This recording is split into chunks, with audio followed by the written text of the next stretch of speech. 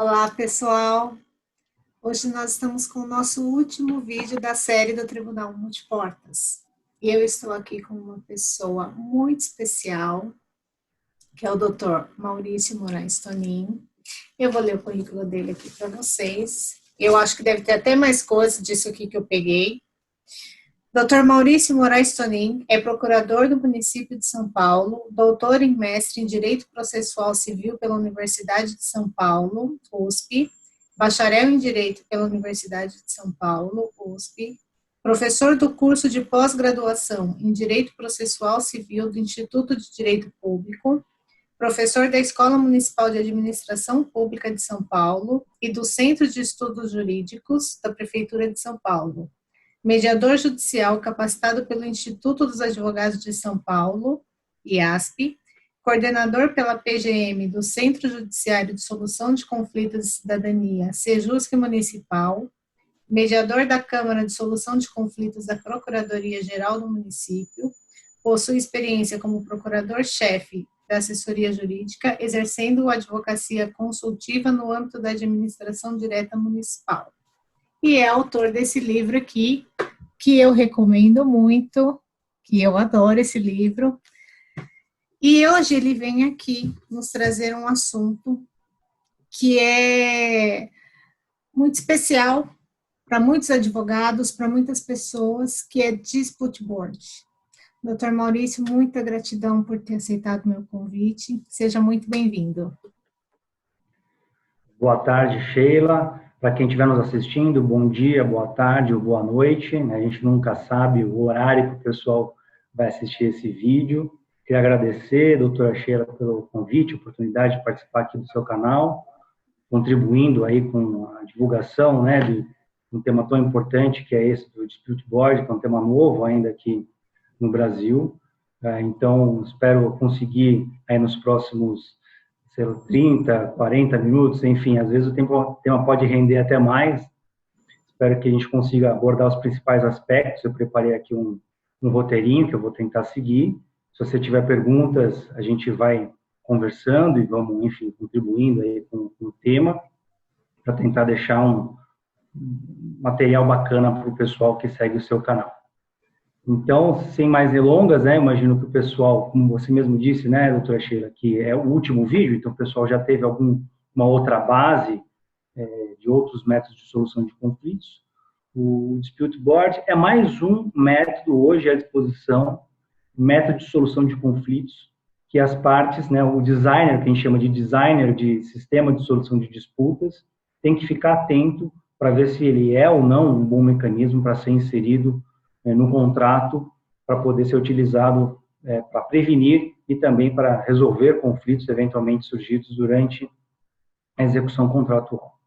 Então, em primeiro lugar, precisa a gente definir o que é o Dispute Board. Em português, a gente tem chamado de Comitê de Prevenção e Resolução de Disputas.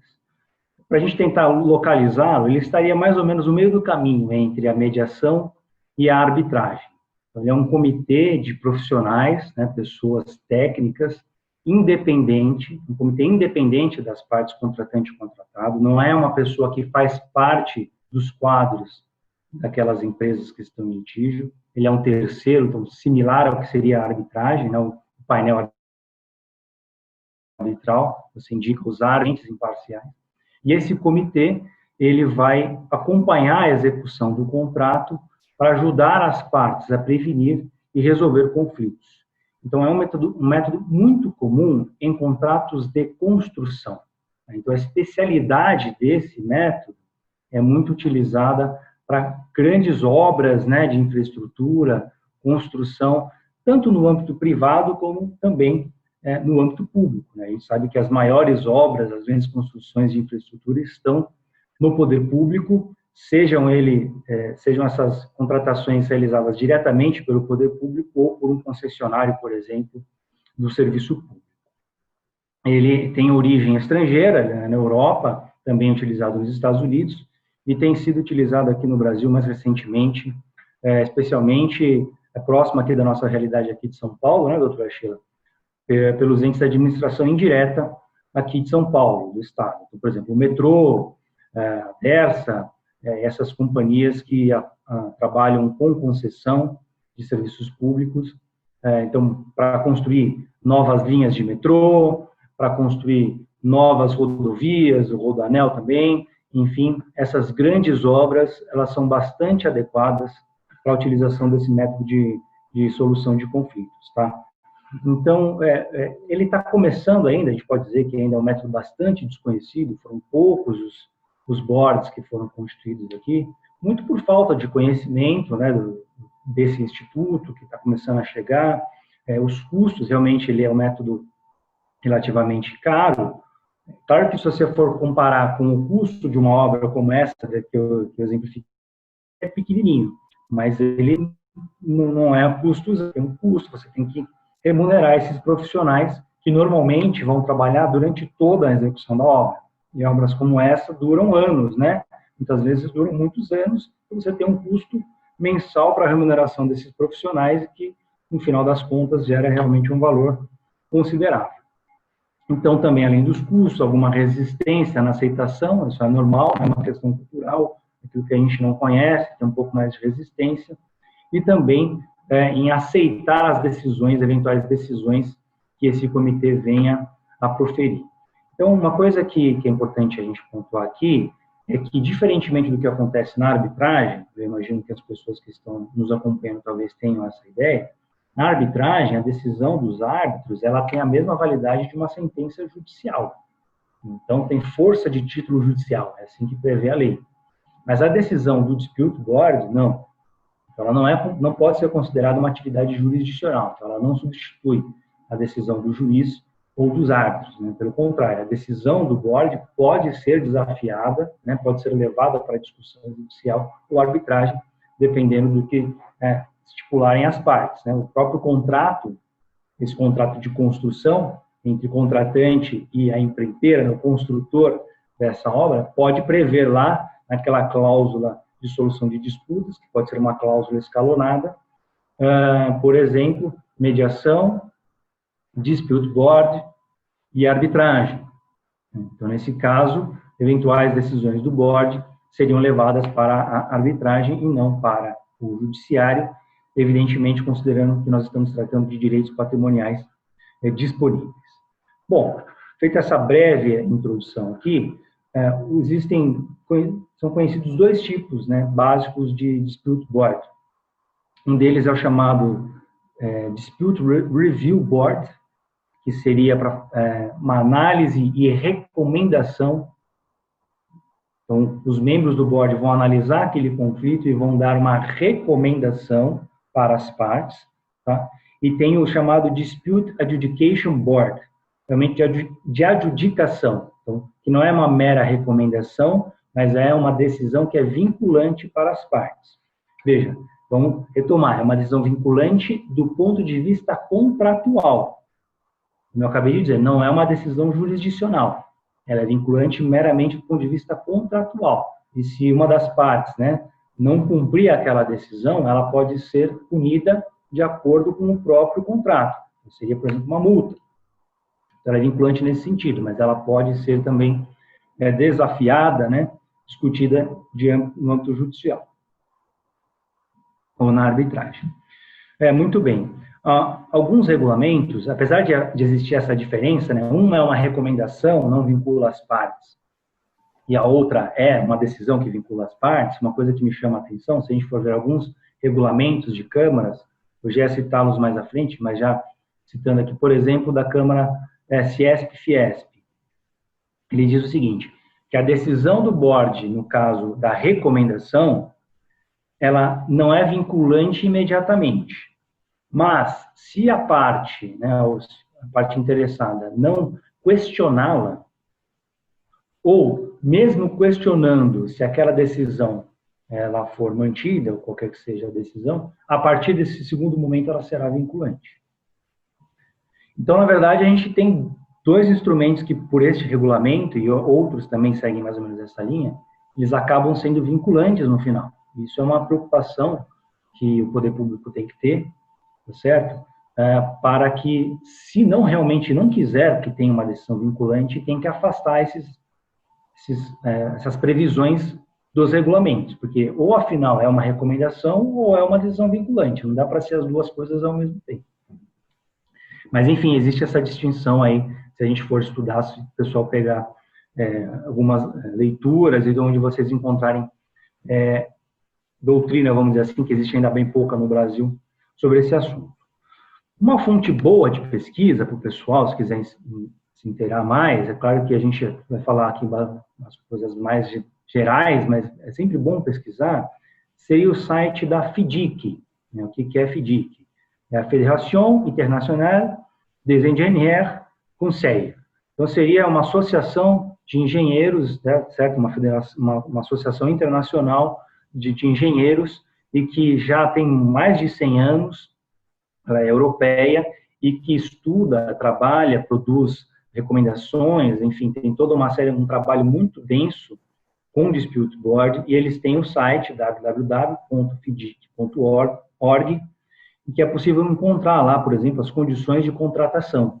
E vários bancos internacionais de financiamento de projetos, eles utilizam essas normas, né, vamos dizer assim, essas orientações da FIDIC para condicionar o empréstimo de recursos.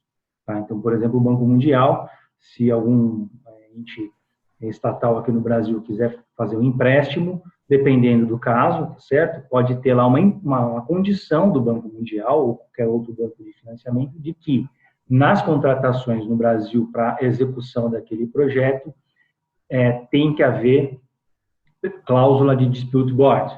Isso também acontece com cláusulas de arbitragem, né? O pessoal está mais acostumado com isso, tá? Então, quem quiser pesquisar, uma outra fonte também bacana seria a Dispute Board Foundation.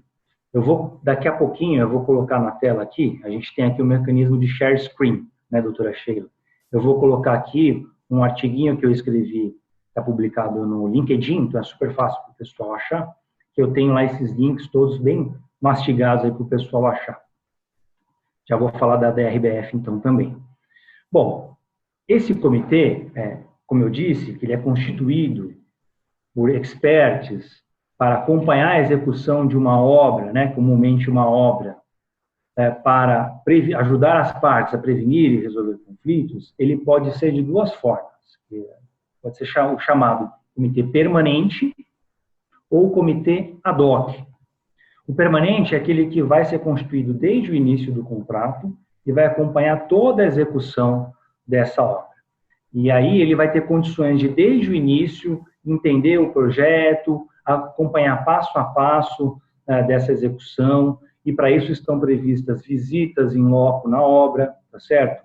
Estão previstas reuniões periódicas que esse comitê irá fazer uma vez por mês, uma vez a cada 45 dias, vai depender do combinado entre as partes, com participação dos representantes, do contratado, do contratante, para que seja feito um acompanhamento dessa obra, né? Então eles passam a ter muito mais conhecimento do projeto, das suas dificuldades que vão surgindo, do que seria, por exemplo, uma arbitragem ao final, quando você já tem um conflito constituído e você já tem todo um histórico que o árbitro vai ter que descobrir do zero. Então, o comitê, ele tem essa vantagem de acompanhar desde o início e ir resolvendo os conflitos. Você sabe que, inclusive, um dos papéis do comitê, muito importante, é meio que um papel de mediação. Conforme essas reuniões vão acontecendo, os membros do Dispute Board têm essa função também de intermediar a conversa entre as partes, aproximá-las e ajudá-las a resolver conflitos. Aqueles casos em que isso acaba não sendo possível, aí sim, eles vão sentar e decidir. Essa decisão, como eu disse, pode ser ou uma recomendação ou uma decisão vinculante, isso vai depender do que as partes previrem em contrato. E o ad hoc seria uma constituição específica para um conflito que surge no curso do contrato. Então, até por essa explicação que eu dei agora há pouco, né, o mais recomendado, evidentemente, é o comitê permanente, porque aí, efetivamente, você consegue extrair toda a utilidade, né, todo o benefício desse mecanismo de solução de conflitos, do início ao fim da execução do contrato. Tá? A gente tem também, se a gente procurar nos regulamentos, que eu mencionei, por exemplo, da Ciesp e Fiesp, além daquele comitê por revisão e o comitê por adjudicação que eu mencionei, uma previsão de comitê híbrido, que seria, na verdade, um misto dos dois, tanto revisão como adjudicação. O comitê ele vai atuar como recomendador ou como adjudicador, a depender do pedido das partes. Então, ele pode ser híbrido, pode funcionar tanto como recomendação como decisor, a depender do pedido das partes. Isso pode fazer algum sentido, porque no curso de um contrato, ainda mais contratos longos, né, de muito tempo de duração, vários conflitos vão surgindo no meio do caminho. E pode ser que para alguns tipos de conflitos as partes queiram apenas uma recomendação e para outros uma decisão realmente vinculante. Então, a vantagem desse comitê híbrido seria justamente essa, você conseguir, no meio do caminho, ir diferenciando os conflitos que vão surgindo de acordo com aquilo que você quer, a decisão que você quer. Tá? Então, eu vou falar daqui a pouquinho a lei do município de São Paulo, que é a regulamentação do Dispute Board, envolvendo contratos públicos, ela prevê justamente isso, possibilidade de comitê por revisão, comitê por adjudicação e o comitê híbrido. Então, isso também não está apenas nos regulamentos das câmaras, mas também está na lei do município de São Paulo, por exemplo. Bom, então, esse comitê, seguindo mais um pouquinho aqui, avançando, ele pode ter de 1 ou 3 membros. É mais comum que sejam 3. Número ímpar, né? Justamente para você evitar empate. Uma coisa que acontece nas arbitragens. Você tem árbitros únicos e também você tem o painel arbitral, né? O tribunal arbitral com 3 árbitros, que é o mais comum. E eles devem ser também, como eu já disse anteriormente, independentes e imparciais. Então, não pode ter relação com as partes, né? Não pode ter relação entre eles. Você pode, inclusive, impugnar um membro de um comitê. Lembrando que eles são indicados de uma forma muito semelhante ao que acontece na arbitragem. Então, uma parte indica um membro, a outra parte indica outro membro, e eles escolhem um terceiro membro, que será o presidente. Claro que isso depende também de previsão no regulamento, né, da entidade, caso seja escolhida uma entidade, mas mais ou menos essa é como funciona. Então, você tem esses 3 membros, e preferencialmente que eles sejam especialistas naquele tipo de construção. Então, você vai ter muito mais engenheiros participando de dispute board. Atualmente, em arbitragens, você vê em alguns casos também participação de engenheiros, tá? Mas grande predomínio dos advogados, né? A gente sabe disso. Predominam realmente os advogados. Já no dispute board, não. A ideia é que você tenha mais engenheiros e para presidir o board, né, o comitê, um advogado, porque aí ele vai ter mais conhecimentos, vamos dizer assim, jurídicos, vai ter uma formação jurídica para facilitar na redação das decisões, né, eventualmente, você tem que ter ali uma tecnicidade, né, na redação dessas decisões, para conduzir os trabalhos e eventuais reuniões e audiências.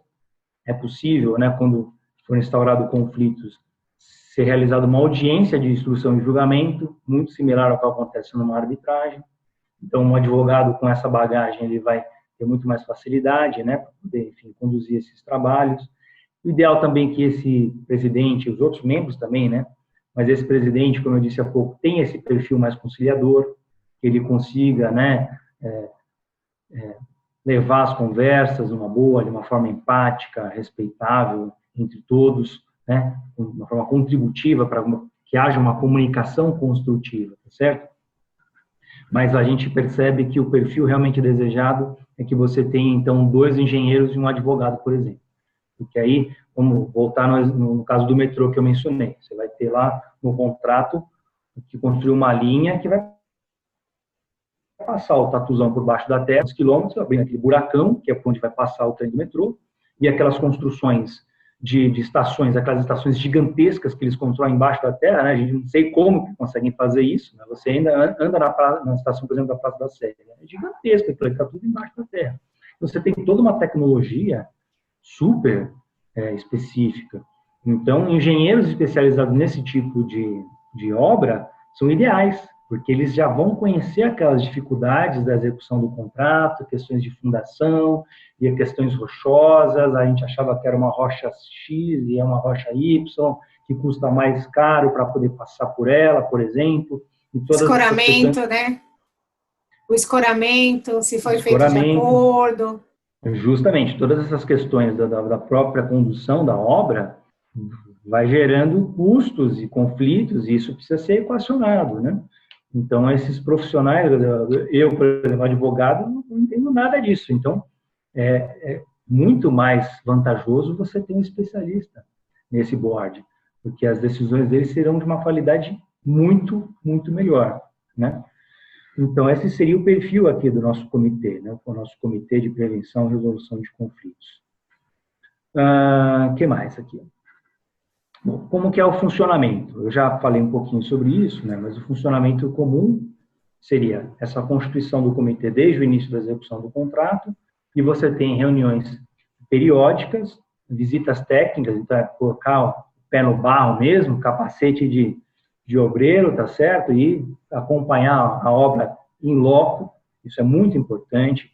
Pode ser produzidos relatórios periódicos, de acordo, inclusive, com informações que são fornecidas pelas partes, documentos que podem ser solicitados pelos membros do comitê, e, conforme foram surgindo eventuais conflitos, se forem necessárias decisões, normalmente acaba acontecendo isso, então você tem essas decisões que devem seguir um formato, né, que a gente conhece bastante, né, nas áreas do direito. Você tem um relatório, uma parte de fundamentação e também um dispositivo, que seria o comum de decisões judiciais ou arbitrais. O ideal é que se siga também isso nessas decisões do board. E quais seriam, então, as vantagens? Eu acho que eu já mencionei um pouco elas, né? Mas é importante a gente reforçar isso. Quais são as vantagens, então, né, Maurício, de eu construir um board? Bom, primeiro é a manutenção do cronograma. Todo mundo sabe, quem já fez uma reforma no apartamento, por mais simples que seja, você tinha uma expectativa de X semanas e Y reais. E no final você usou 2X de semanas e 3Y de reais. Não é assim? Quem constrói casa, reforma, casa, apartamento, sabe disso. Então, é a mesma coisa em grandes obras, né? Dependendo se o projeto for bem feito ou não, isso é exponencialmente, então, a questão de orçamento então, e cronograma. Então, uma das vantagens do board é justamente essa. Como você tem um acompanhamento desde o início, você consegue ser mais fiel ao cronograma, que você vai resolvendo os conflitos assim que eles vão surgindo, você não vai atrasando, né, a sequência da obra, e também em relação ao orçamento. Você vai fazendo ajustes, vai resolvendo conflitos, etc. e tal, e isso facilita que aquela previsão original seja realmente cumprida até o final. E, de certa forma, ele é um mecanismo excelente de gestão do contrato. Então, ele ajuda a proteger o contrato de interesses individuais das partes, né? Então, você consegue ajudar essa execução a ser de uma forma mais eficaz, eficiente. E também, de certa forma, né, preserva a relação entre as partes. A gente sabe que quando surge um conflito, fica muito mais difícil de serem resolvidas as questões.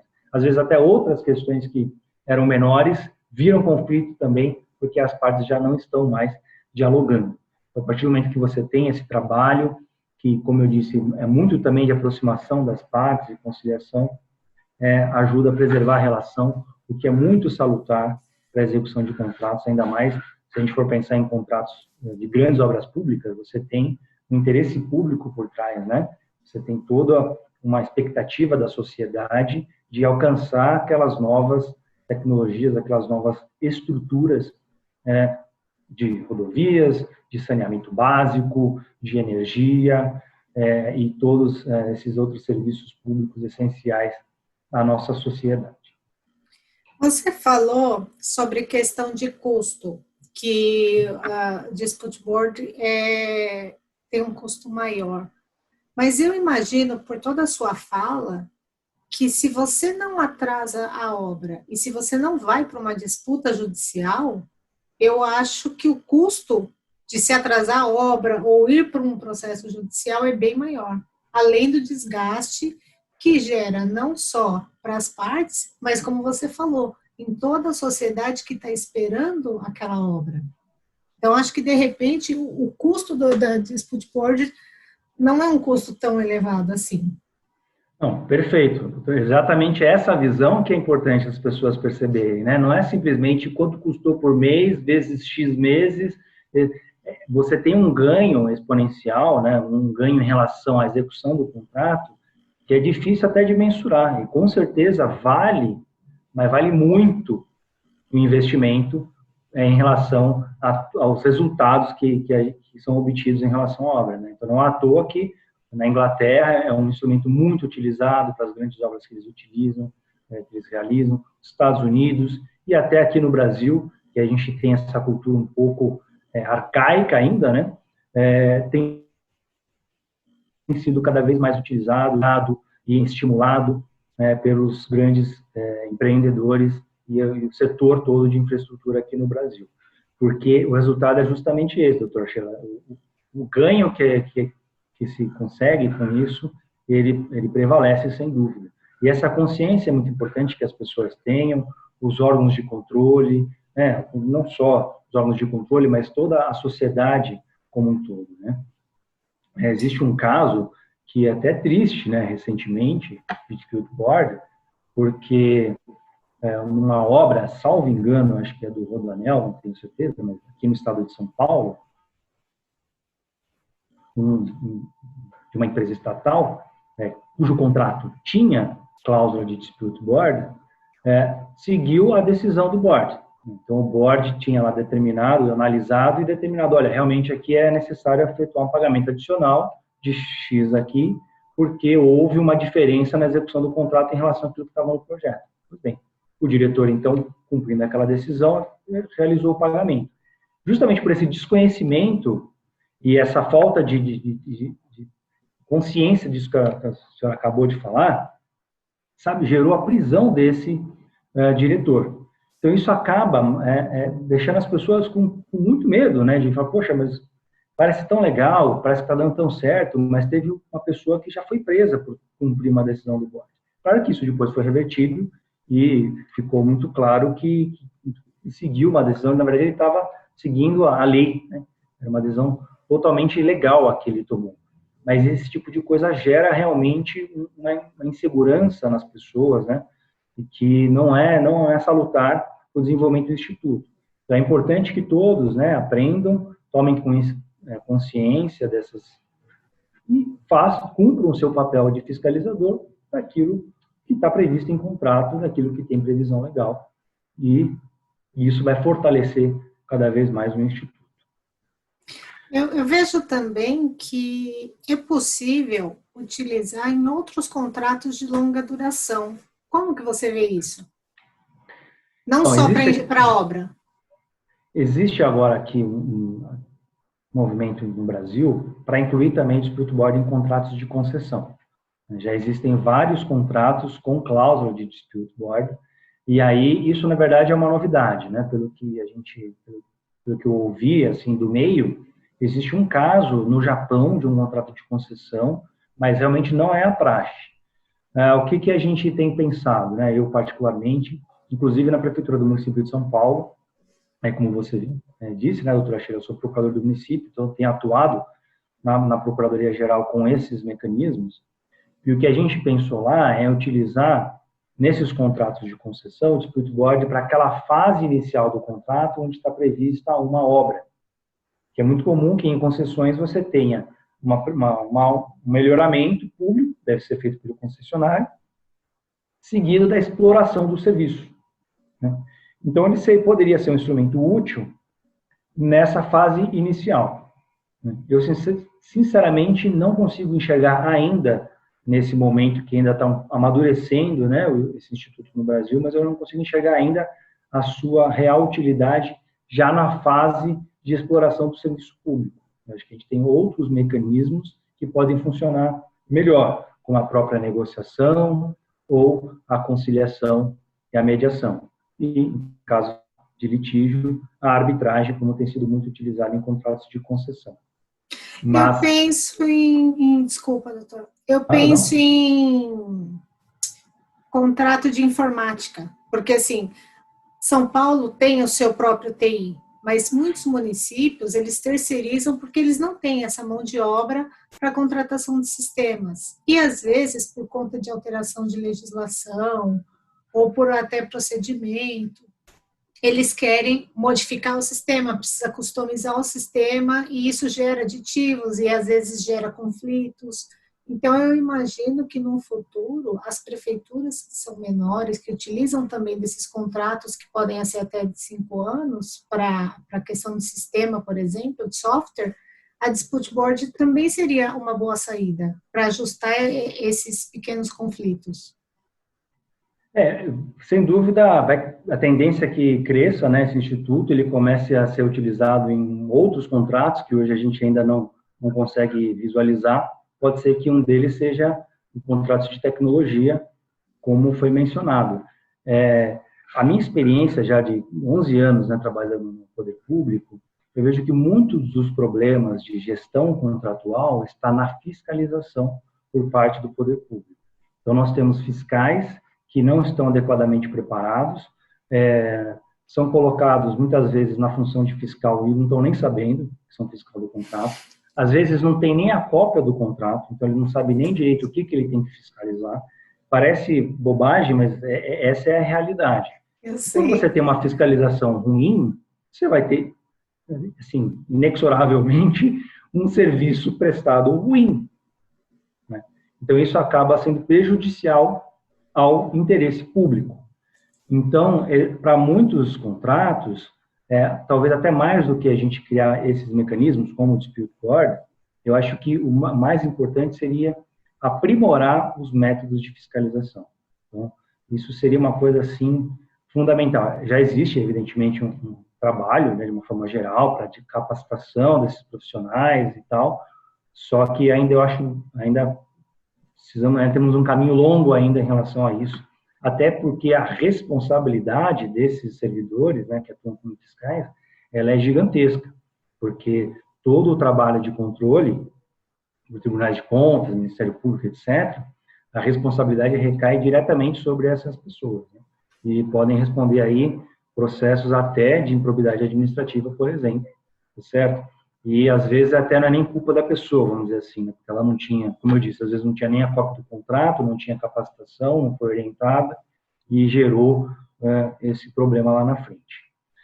Mas, então, voltando aqui, então, doutora Sheila, seguindo aqui, o Dispute Board, ele pode ser institucional. Então, assim como a gente tem a mediação institucional, a gente tem a arbitragem institucional, a gente tem também já algumas instituições, algumas câmaras especializadas com regulamento de Dispute Board.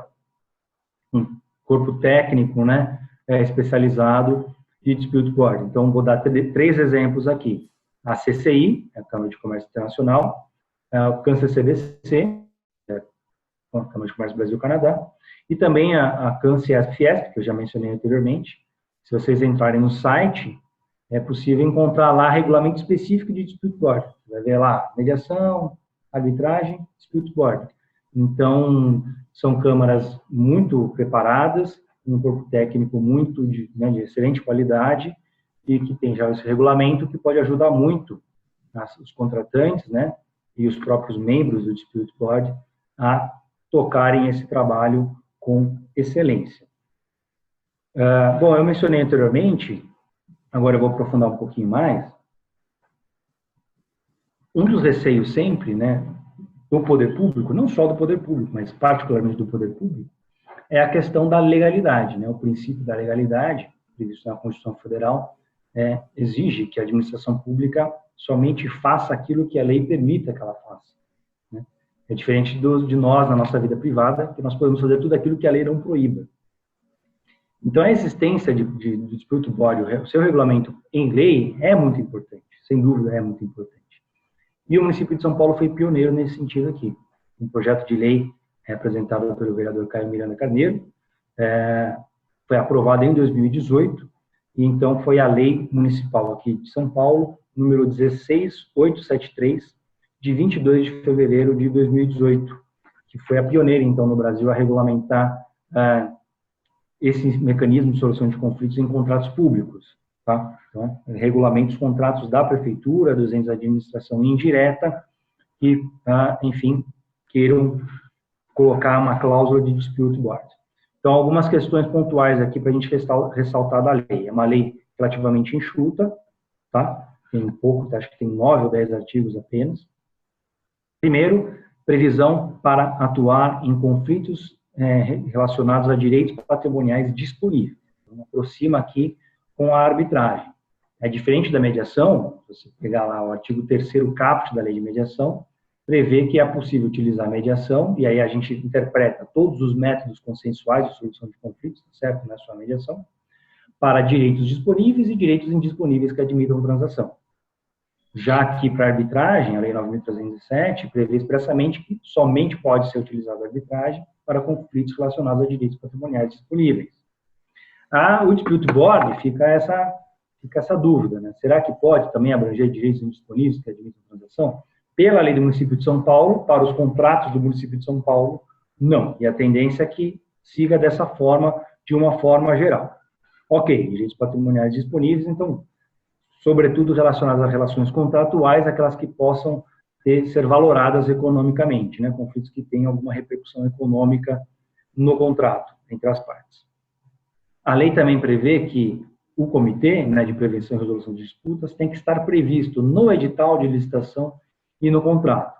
Então, a princípio, essa lei ainda não foi regulamentada, lembrando aos colegas que estiverem nos assistindo que hoje é dia 26 de junho de 2020.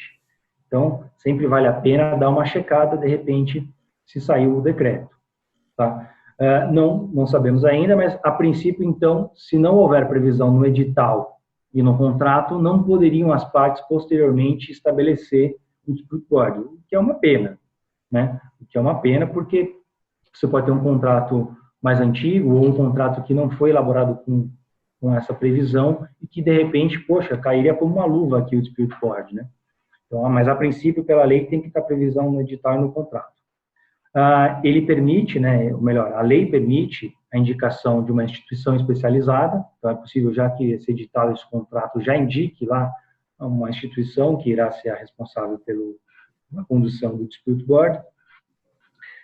Ela prevê também, a lei, que o custo do dispute board, né, os custos do board serão divididos entre as partes e que isso tem que ser contabilizado pelo licitante no momento que ele apresenta a proposta na licitação. Então, vai ser meio a meio, a regra, tá?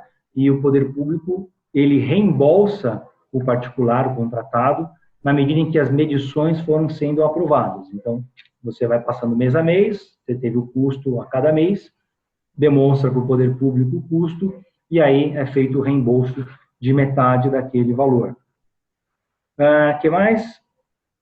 Nós temos já alguns contratos, né, exemplificando aqui no município de São Paulo, que possuem a cláusula de dispute board. Então, todo o programa de desestatização da atual gestão da prefeitura prevê cláusulas de mediação, cláusula de dispute board e cláusula de arbitragem.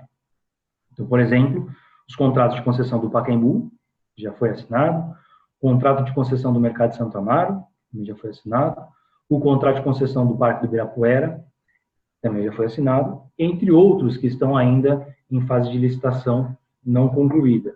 Tá? Então, inclusive, um desses casos, um desses contratos, que é o do Pacaembu, já há membros indicados e, até onde eu sei, desde que começou a nossa quarentena, né, uns 100 anos atrás, 100 anos, parece 100 anos, né? 100 dias atrás, a gente perdeu muito contato, né? Tem algumas informações que a gente acaba descobrindo no dia a dia, lá no contato com os colegas, no elevador, né, que a gente encontra com os colegas, a gente perdeu um pouco dessas informações de bastidores.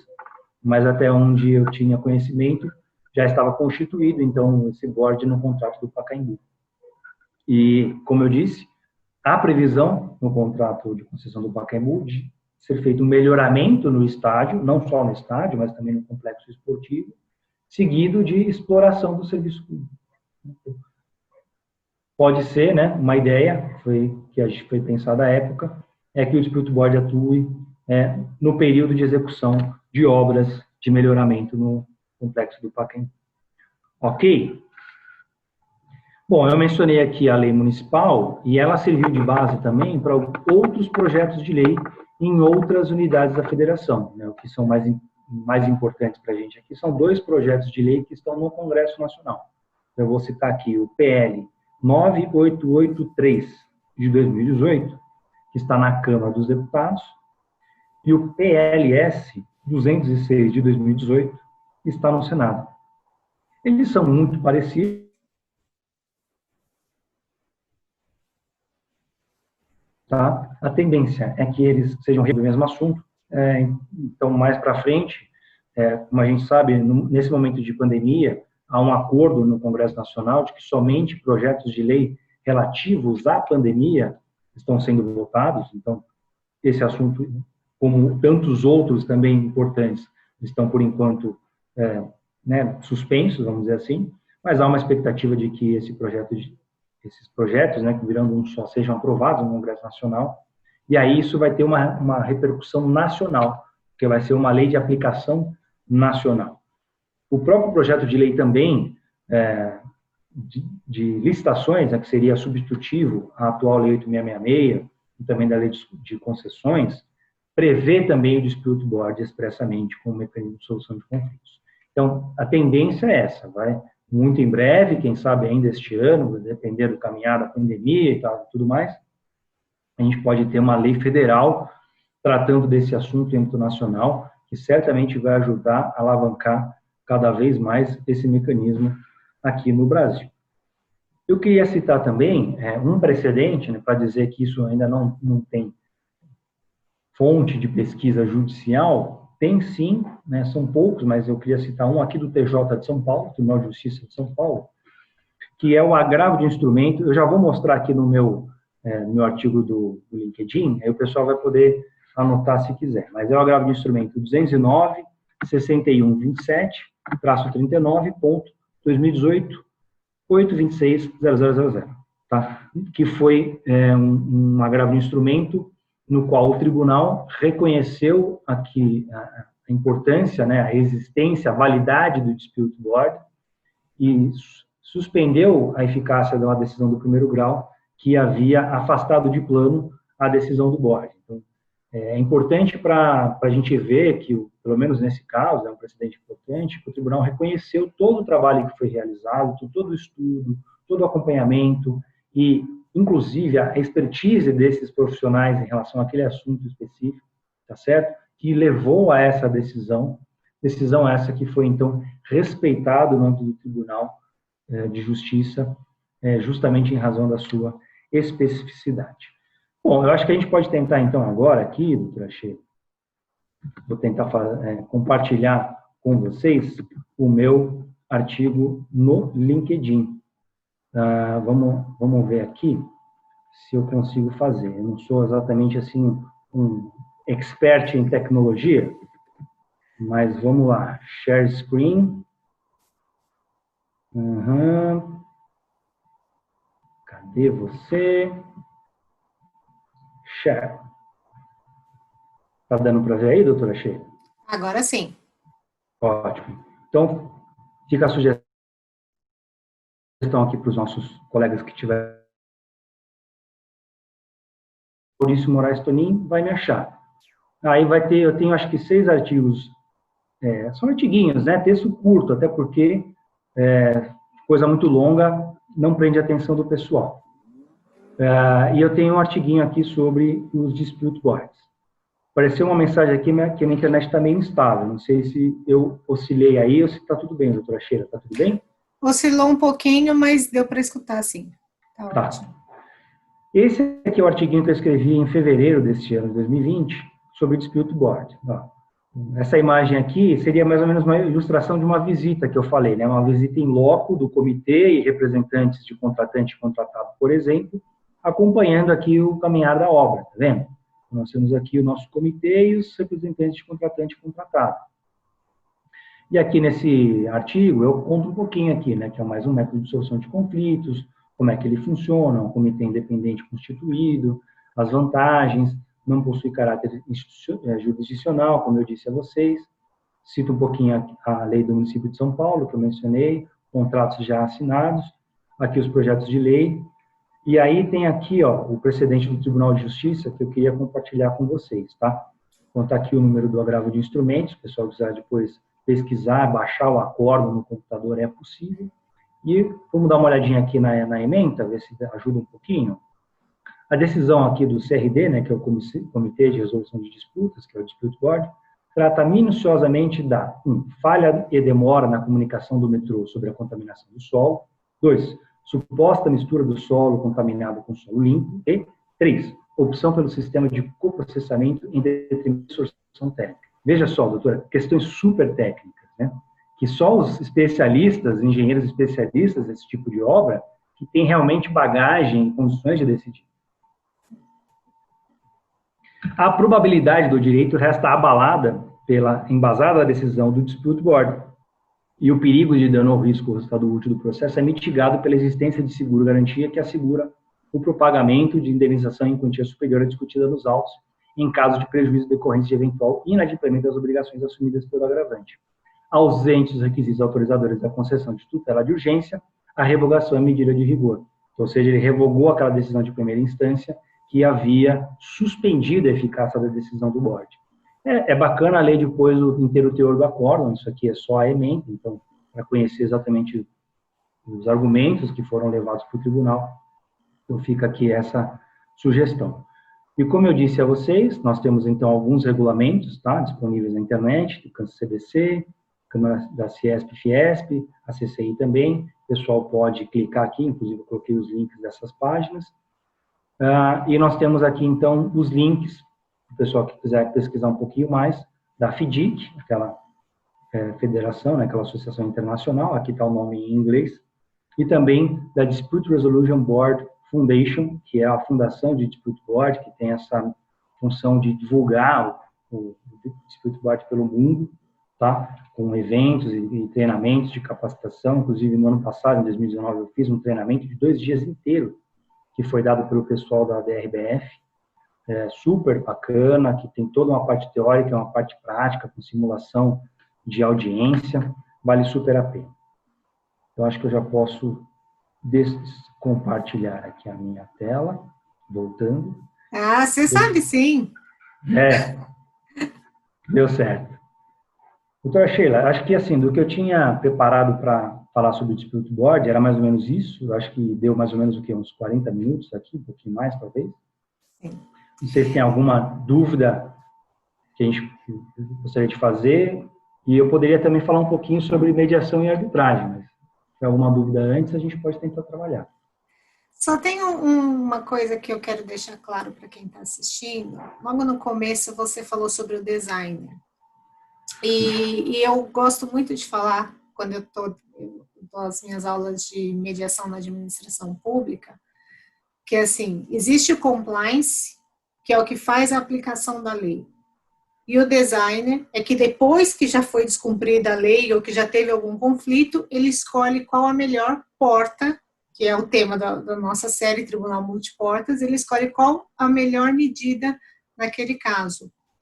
E eu acho que isso seria muito importante para quem está nos assistindo, principalmente se for da administração pública, que implante isso, que tenha o compliance, que hoje é só pelas empresas privadas, e que eu saiba, e o designer, que é o que previne e o que escolhe qual a melhor maneira. E outra coisa também, a gente falou muito do Dispute Board para a administração pública, mas também quem tem contratos de longa duração ou que querem fazer o seu comitê, eles podem se utilizar do Código Civil. Tem o artigo 425 que fala de contratos atípicos. Então, você pode fazer a Dispute Board no âmbito privado. Me corrija se eu estiver errada, doutor. Mas eu compartilho dessa opinião que eu acho que é um instituto muito bom e acho que o designer vai ser um profissional do futuro, porque ele vai unir o advogado, ele vai unir o engenheiro, quer dizer, qualquer um vai poder ser o designer desde que ele conheça as portas e possa direcionar o seu cliente. Eu estou começando pelo final. Sem dúvida.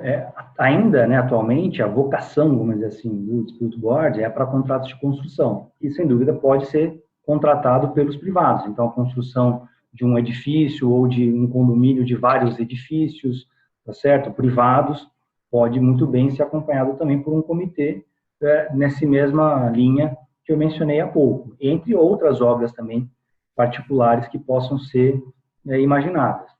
Pode ser que daqui alguns anos, outros tipos de contrato, né, não só contratos de construção, também sejam abrangidos, né, e inclusive com algumas adaptações para esse mecanismo de solução de conflitos, sem dúvida. Agora, voltando para o começo, mecanismos de compliance também já estão sendo construídos no âmbito da administração pública. Não é exatamente a minha especialidade, mas eu tenho acompanhado assim um pouco de longe e tenho visto que estão sendo, sim, está tendo um avanço nesse sentido. É muito bacana a gente pensar o assim chamado, né, o sistema multiportas ou sistema de múltiplas portas de solução de conflitos combinado com o DSD, que é o Dispute System Design. Então, nós temos várias portas de acesso à justiça, né, ou de métodos que são adequados para diferentes tipos de conflito, e nem sempre as pessoas sabem qual porta que elas têm que abrir. Então, o DSD é justamente isso, né? O que é o desenhar um sistema de solução de disputas? Ele parte de um diagnóstico do sistema existente. Muitas vezes existe um sistema que as pessoas nem sabem, ou que nem foi pensado, mas ele simplesmente existe. Então, é feito um diagnóstico dos tipos de conflitos, qual é a recorrência, qual a causa, quais são as pessoas que são normalmente envolvidas nesses conflitos, quais são os mecanismos que são atualmente utilizados, são eficientes ou não são. Então, é feito um diagnóstico para que, a partir daí, seja construído um novo sistema.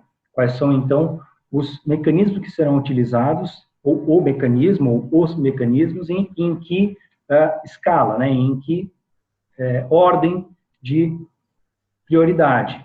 E aí, para esse desenho, são levados em consideração os custos, tá certo? Principalmente, né, os custos de solução de conflitos e a adequação deles para a cada caso concreto. Isso tem que existir também no poder público. Aliás, deve existir, já que o poder público é o maior litigante da justiça, né? E acho que nem poderia ser diferente, né? Considerando o tamanho do Estado, em seus diferentes níveis, nem poderia ser diferente. O problema é que a gente verifica, já de muitos anos, né, não é uma constatação recente, é uma demasiada judicialização sem que haja uma resposta adequada, né, dos entes públicos, estatais, para a resolução e gerenciamento de demandas.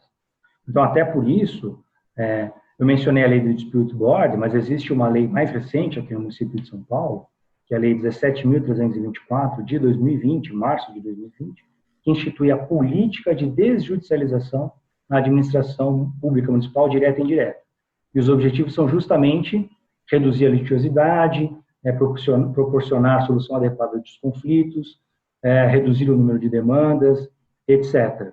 E essa política, que será coordenada pela Procuradoria-Geral do município, vai poder se utilizar de vários mecanismos, né, de todas essas ferramentas de solução de conflitos, de forma consentânea com outras leis que já existem também, o próprio Código de Processo Civil, a Lei de Mediação, a Resolução 125 do CNJ, etc. Então, a gente tem esse microsistema hoje, né, de solução de conflitos, de desjudicialização. Falta colocar a mão na massa, né, vamos dizer assim, e pensar de forma estratégica a solução dos conflitos. Especificamente, no caso do município de São Paulo, né, uma realidade que eu estou mais próximo, isso tem avançado muito, tá, nos últimos anos. A gente tem utilizado cada vez mais a conciliação judicial e tem ido também para a arbitragem. Então, a arbitragem, que, por exemplo, já é uma prática mais comum na União, nas agências reguladoras e também no estado de São Paulo, por exemplo, começa a ser, vamos dizer assim, uma realidade no município de São Paulo. A gente já tem uma arbitragem que está em andamento desde o ano passado e existem outros contratos com cláusula arbitral que, né, podem vir a gerar novas arbitragens. Então, a gente está começando também a evoluir nesse sentido, trabalhando com todos os mecanismos possíveis, inclusive o Dispute Board, que, como eu mencionei, já está em alguns contratos de concessão, né? E um deles já está até constituído no caso do Pacaembu. Enfim, não sei muito bem como está caminhando esse trabalho, mas tenho certeza que vai ser bem conduzido pelos colegas aqui da Prefeitura. Eu não quero tomar muito seu tempo, mas se você puder falar uns 5 minutinhos só sobre o Sejusc Municipal, para que as pessoas saibam que ele existe, em São Paulo, eu ficaria muito feliz. Dúvida. Eu vou me aproveitar de você que você está aqui. Eu posso dizer que a gente tem hoje 3 frentes de atuação em mediação na Prefeitura, né, mais especificamente na Procuradoria-Geral do Município. Um deles é o Sejusc Municipal, né, o Sejusc da Prefeitura de São Paulo. Um outro é a atuação no Sejusc da Fazenda Pública. E um terceiro é a Câmara de Conciliação Administrativa. Vou falar rapidamente dos outros 2, mas falar um pouquinho mais sobre o primeiro, que foi o que você perguntou. Em 2015, a Prefeitura assinou um convênio com o Tribunal de Justiça para instalar um centro de conciliação judicial, né, no Sejusc, dentro da Prefeitura. Então, tudo é da Prefeitura. Então, o imóvel onde está instalado é da Procuradoria-Geral do Município. Os mediadores são todos eles da Guarda Civil Metropolitana, são os GCMs, e toda a estrutura de computadores, papel, tudo, né, toda a estrutura física é custeada pela PGM. E nós temos, então, parcerias com a Defensoria Pública, que encaminha casos, né, majoritariamente de família, né, e também com a Coab, que é a Companhia de Habitação do município de São Paulo, que tem esse trabalho para proporcionar moradia para pessoas de baixa renda. Existe uma série de situações de inadimplência e de conflitos que surgem, e eles estão levando tudo lá para o Sejusc, para a conciliação, já há mais de 3 anos, com índices de conciliação próximos de 100%. Então, é um grande sucesso de atuação. E também as pessoas que procuram diretamente o centro, porque alguém falou, alguém esteve lá, alguém comentou, ficou sabendo. Então, tem esse atendimento. E o índice de conciliação geral é próximo de 90%. O próprio TJ já disse que é o maior índice do Estado, o que nos deixa muito orgulhosos e, evidentemente, toda a classe da GCM, já que são eles que carregam o piano todo dia lá. Eu tenho a felicidade de ser o responsável coordenador pela PGM desse trabalho, que é muito, muito frutífero, muito, muito interessante. Inclusive, é um dos Sejuscs mais procurados para fazer estágio. Claro que agora, com a interrupção, né, por conta da pandemia, dificultou um pouco a nossa vida, né? A gente teve que fechar, e algumas audiências estão começando a acontecer, ainda mais poucas, por videoconferência, né? O próprio Tribunal de Justiça se adequou para essa nova realidade, mas ainda estamos muito longe daquela quantidade de mediações que eram realizadas mensalmente no Sejusc. E só para mencionar rapidamente os outros 2 métodos que eu falei, o Fórum da Fazenda Pública, né, aqui de São Paulo, tem um Sejusc lá, e a Prefeitura, né, a PGM, tem realizado muitas conciliações, feito muitos acordos lá, especialmente para casos de multa de trânsito, então quando as pessoas questionam a validade das multas de trânsito, pelos mais diferentes motivos, seja porque foram vítimas de uma fraude, seja porque houve um erro na anotação da placa, existe toda lá uma regulamentação para os casos que são admitidos de fazer acordos. E também tem um caso específico de demanda de servidores públicos, que é o atraso na concessão de aposentadoria, que também foi montado um desenho, né, de sistema de solução de conflitos, que então é feita uma proposta de acordo e muita gente tem aderido a essa proposta de acordo. E outros casos têm entrado também, casos de demanda de indenização, danos materiais ou danos morais, inclusive, já fizemos acordos, entre outros. E, por fim, existe a Câmara de Conciliação da PGM, uma Câmara administrativa, portanto, a mediação extrajudicial, que é voltada, por enquanto, mas vai mudar, por enquanto apenas para conflitos entre entes da própria administração. Então, a administração direta e indireta é comum, existem muitos contratos, como, por exemplo, empresa de eventos, que é contratada pela administração direta, a empresa de tecnologia, que foi mencionado, né, doutora Sheila, que é contratada para prestar serviços de tecnologia, então existem questões contratuais, de pagamento, etc., surgem conflitos.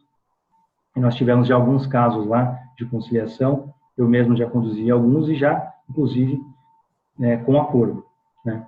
Então, mas esse ainda ainda está muito no começo, ainda tem uma grande possibilidade de alavancagem mais para o futuro.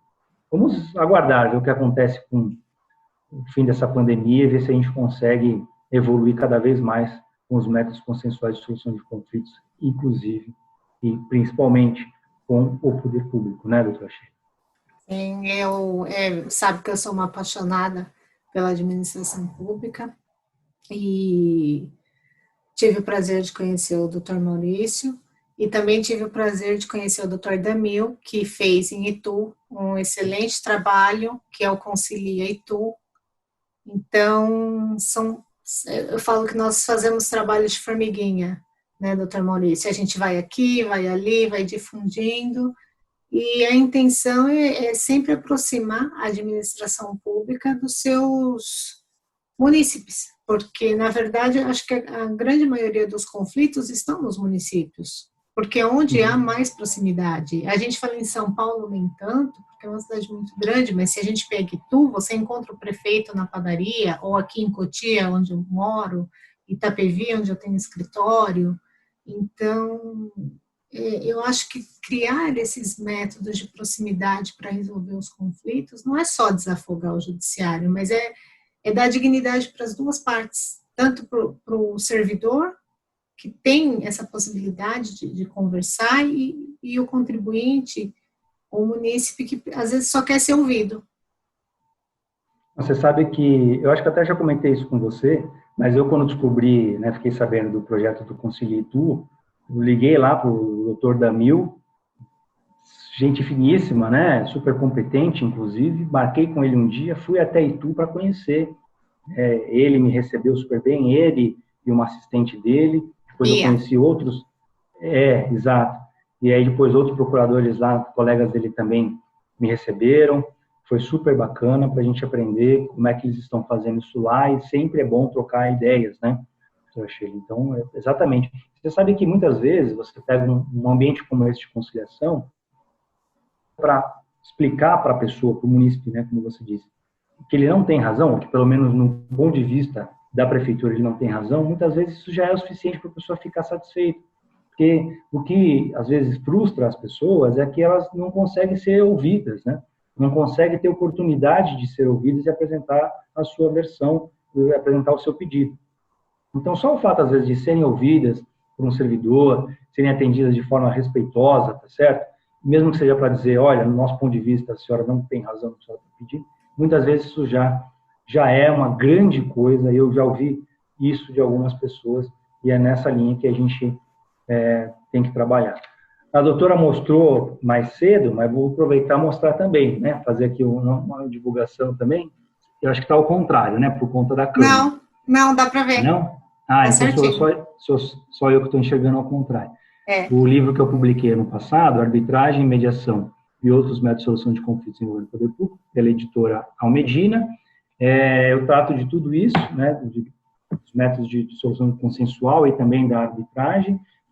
Foi fruto da minha tese de doutorado, que eu defendi em 2016 na USP, e fica a sugestão, a dica de bibliografia para os colegas. Eu tenho também um tópico aqui de dispute board, não consegui aprofundar muito, mas quem sabe se houver uma segunda edição do livro, aí eu consigo ampliar esse tópico especificamente.